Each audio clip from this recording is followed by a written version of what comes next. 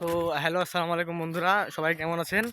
আশা করি সবাই ভালো আছেন। তো এখন আমরা চলে আসি, ধরেন রসুন এভি আসছি, রসুন রসুন তুলবো এখন। ধরেন তোলার পর ভাই যে একটা ঘুম দেবো অস্থির লেভেলের। আসলে ভাই গরিব ঘরে জন্মালে তা হয়, এরকম করে কাজ করে খাওয়া লাগবে, কাজ না করে খেলাম নাই ভাই। তেনলে তোর ভাত তার প্রতিদিন দিবি নি এমনি এমনি। তো আমরা এখন রসুন তুলতে লেগে যাবো, দেখতে পাচ্ছেন। দেখেন রসুনের সাইজ ঠিক কেমন হয়নি, জাস্ট হয়েছে কোনো রকম। আমাদের হাতে গ্লাভস পরাইছি যাতে হাতে ফোঁসাটা না পড়ে। তো সাথে আবার আরও দুইজনকে নিয়ে আসছি, দুজনকে দেখেন আপনারা। তো সাথে যেখানে দেখতেছেন আমার দুই দোস্তকে আসি রসুন তুলতে। এরা রসুন তুলতে পারে না ধরেন, তারপর এটা নিয়ে আসি, টেকাটুকি দিই।